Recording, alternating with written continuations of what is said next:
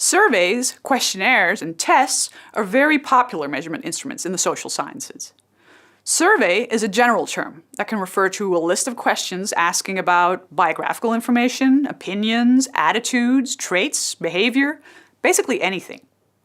Surveys generally cover a variety of topics. The term questionnaire is used when the focus is on one construct or a related set of constructs, usually psychological traits, emotional states, or attitudes. The term test is used when the aim is to measure an ability, such as general intelligence or math proficiency. Surveys, questionnaires, and tests should always include a clear instruction.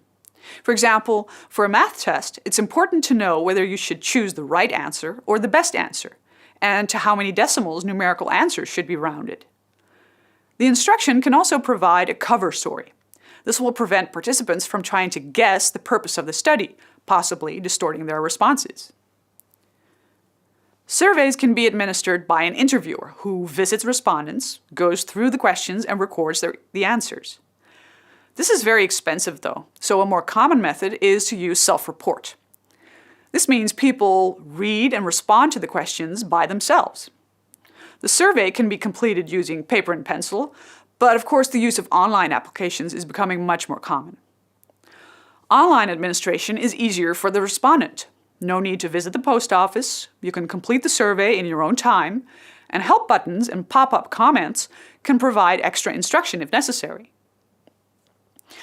Online administration offers researchers added control over the order in which questions are viewed, checks to ensure all required answers are actually filled in, and identification of strange response patterns, like the same answer to every question. A disadvantage of online administration is the low response rate. People easily delete an email with a link to an online questionnaire. It's much harder to turn away an interviewer at your door. Surveys, tests, and questionnaires all consist of a series of questions. We refer to the questions as items because sometimes they consist of statements or even single words that respondents can agree or disagree with. The question, statement, or word that a participant has to respond to is called the stem.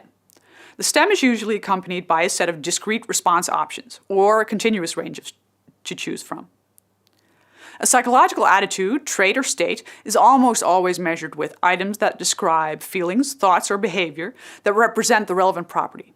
Usually, several items are used to measure the same construct. By using more than one item, random errors will generally cancel out.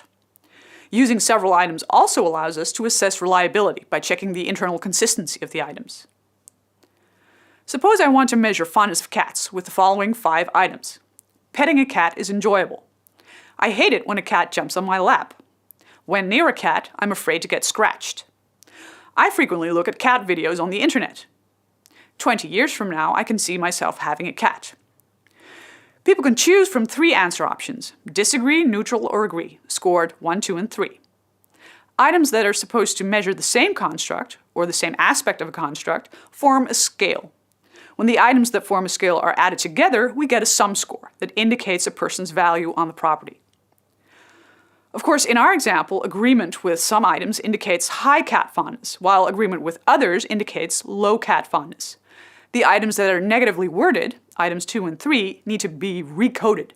Disagreement should be coded as 3 and agreement as 1.